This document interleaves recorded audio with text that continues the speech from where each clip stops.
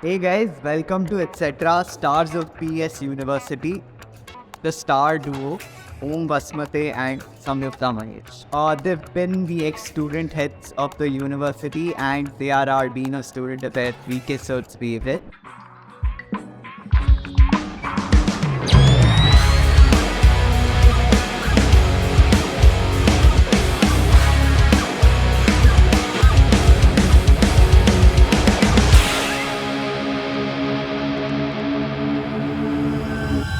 When did you guys first meet? During some club event, during some college event?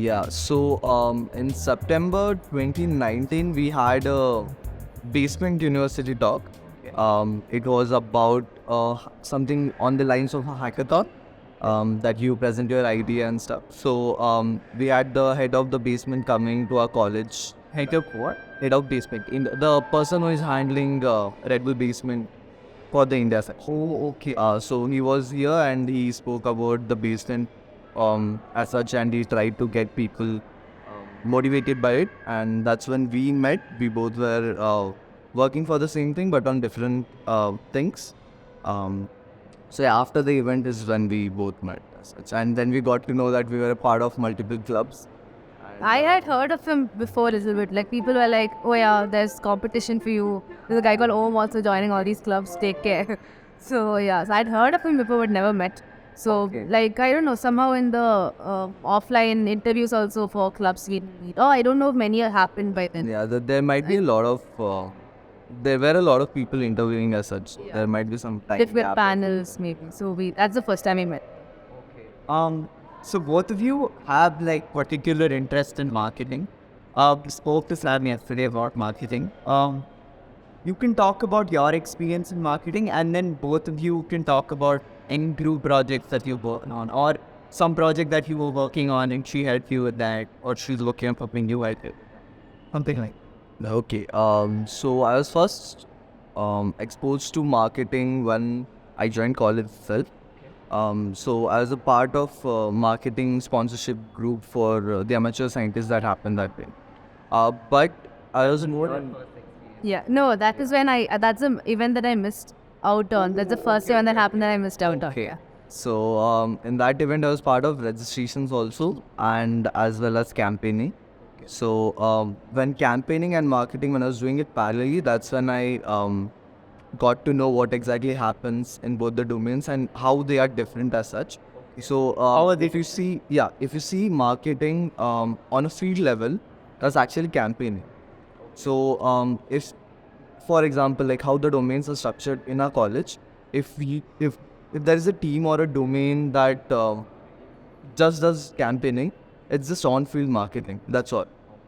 So that's how they divide it. Like there is a section for sponsorship. So I think we should rename it to sponsorship rather than having it just marketing, and that's what we have been doing for the past. Even last CT we had, like, it was named as marketing and sponsorship and not just marketing overall. So that's the segregation I would say about campaigning and marketing, but both go hand in hand. And so that gave me an overall idea of what it will look like. And that's when I was like, okay, it's just fun talking to people. It is fun going out, trying to ask them, get to know what they think about everything. So when you talk to other people, you do get to know their point of view, which changes your point of view on a whole level. So if you are just looking in a straight line, it will give you a broader perspective. So like that helps you out a lot to be spontaneous and understand what can be done better. So that was the first time I was exposed to marketing. And then after that, I did not leave marketing for around 1.5 years, I think. For every event, I was part of marketing or campaigning and other multiple domains. But that was my preferably the line of work I used to do in my first days as such. And then after that, I came into digital marketing. Like when the COVID happened, we had to shift to social media to promote and stuff. And that's when I became the head of marketing ESL also. That was just during the COVID time as such. So, and that's when we started pushing social media and understanding how ads work, how we can add on, like what gets people to come to page, what interests people, how can we benefit with them. And one thing that I've learned the most is doing something just for the page won't help it, but doing something for the people will help the page in. Yeah. So, right. It's more about how you find something that benefits the audience and instead of benefiting you. And when the audience gets benefited, you obviously do get benefits as well. I So it's think all you said something about empathizing EP or Yeah, exactly. so Yeah, so just put yourself in the audience shoes, see what you would want to know. Because most college students, they don't want to know what a club does. But if somehow you can say that, oh, this club is cool, suddenly they're like, oh, that's something I want to be a part of. So understanding how that works and navigating through that, I think that was most of COVID first. yeah. Any group projects that you guys got? So we worked on a lot of things together. Yeah, like go on and on about like so we started a lot of ventures in ECEL. We curated a course also.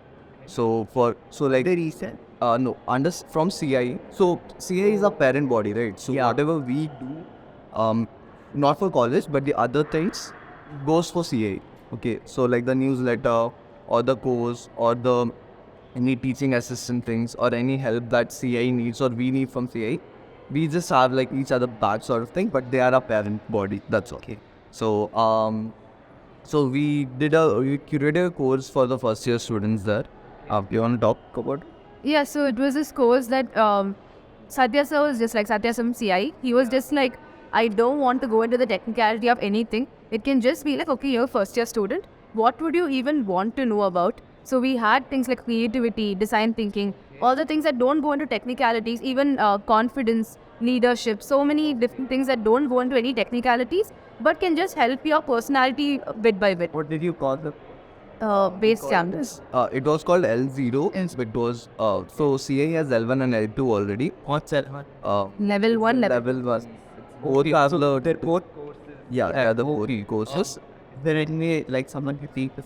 Yeah. So it's a special topic actually. So when we were taking it, So it comes under your curriculum. yeah, when we were a part of it, but now they have changed, the university has changed it, and it comes as an extra credit subject that if you are interested, you take. Oh. So the L0 is the prerequisite sort of thing for L1 and L2, and we named it later Base Campus. Okay. Yeah.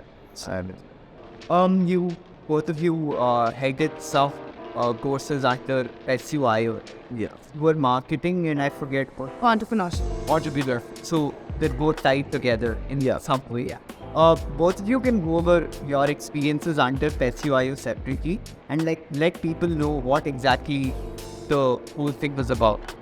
So mostly for me, I think PESUIO was barely about the courses. Like I used to barely see the course name, but it's more about like see who's teaching the course, because you can obviously get information anywhere. You can go on YouTube, anything. But the main thing about PESUIO is actually being able to connect with the senior and connect with them in a whole different level where they are teaching you, mentoring you, and they have a sort of guidance for you. So that was more important for me.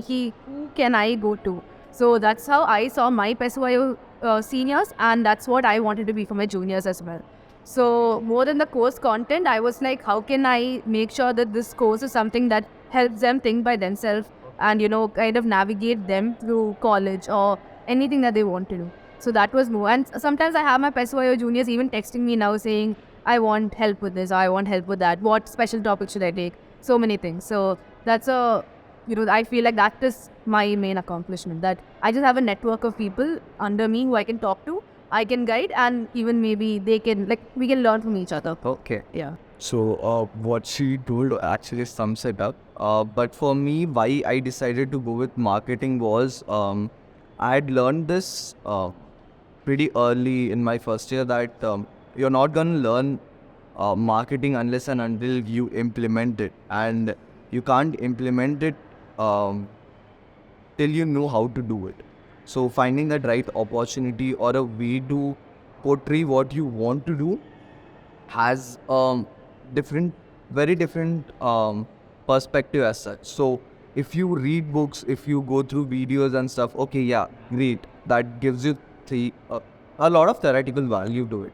But unless and until you are on ground and get that experience as such, you're not gonna understand what exactly has to be done and what we should not do as such. So that was my main motive when I wanted to tell students about marketing and how, like, it's not a need to know marketing as such, but if you have that, it's an added bonus to your overall personality as such. And I think both of our courses had a lot of soft skills involved. Yeah. And we just taught them how to like make the best use of the college life as such, and how to take every opportunity, and just help them out throughout the journey as such. And yes, the course was the added bonus for them, I would say. Just one more thing, even like in my course, entrepreneurship skill set, I just wanted people to know that entrepreneurship is not just if you implement startups. It's more like, it's like a part of your life. Like even when you give interview, you will have some soft skills involved. You will have, and let's just say if you are in a company also, if you want to take leadership within that company, you will need some sort of leadership values and all that. So I feel like entrepreneurship skill set will help you in all parts. So that's why I wanted to go for that course, in particular, over everything else. So we spoke about you guys being student head. I mean, the student head's concept is a little mysterious to all of us. I mean, we don't know what goes on. So whatever bit that you could talk about, I mean, that would give us a better understanding, a better picture. So a lot of people, I think that student heads are just elected based on who the person is as such. So like if we are student heads and we are going to like pick someone, it's not just that okay, we know this person, that's why we are gonna pick him. It's we overall see the way they have worked and evolved with the club. So what was their impact in and around the club? What was their impact with the students as any club? Any club. Club It doesn't and event matter. Yeah, events as such. So even though you are, if you are heading any event, you know who has done the work. You know what work that person has put in for that event specifically. So if I work with anyone, like even that might be a first year, second year, or the third year, I know what work someone has put in. I know, okay, is it like creating a great value or a great change in the whole working of the team as such, and we assess that and see how it's bringing more positive impact to the event as such. So I think that's one thing that we look forward to, and that's the misconception that everyone has, that okay, so if you know the person, oh yeah, you are gonna be head. So this has So the previous student heads, are they responsible to pick out somebody? Yeah. so it's Isn't they give insight to the management about these are the possible candidates, who will be either management. and Yeah, it's like a combined decision kind of. I mean, you guys are involved with God and Nirada and all that. Do you have an ear for music specifically? No, Or like I think Nirada's events were like the highlight for us. So yeah, events or something, because events, they just look like one day thing, but it's more like so many weeks of, and so many aspects going into the work. So like, officially I was a part of marketing, but I also somehow got into the stage and into the WhatsApp group, and I was seeing what goes behind that. Like so many things like that, where you're just like learning so many things just by watching other people do work also. So I think like that events interests us a lot. So Ninada, I think that's how a lot of people, and that is what we look for also. So like, if it's not just that your knowledge of the specific domain, it's the knowledge of the event and what are the things that you can handle. So if you are heading an event, it does not mean that you are just telling people what to be done and what the event should look like. You should know each and every domain's working and what has to go in that to even make people understand, okay, this has to be done. There are a lot of times that we mess up. We are not saying that we were perfect when we got it, but we learned so much in the past 1.5 years where we were like out of multiple domains. So I think we can like sum our college life at the starting 3 years as like 1.5 year working and understanding our own specific domains and our niche, and then the remaining 1.5 years trying to learn about all overall events as such. Events, how college works, how things around college, outside college, how vendors working, like who to connect, how to connect, what is the person. So when you just think, okay, when you just ask vendor, if they just quote something and you're like, okay, fine, it's the college manual giving that, right? But that's not how it's supposed to be working. So you need to, yeah, and being a part of, so I've seen this happen a lot of times before. So head used to give like, okay, this is the budget and you do whatever you want sort of thing.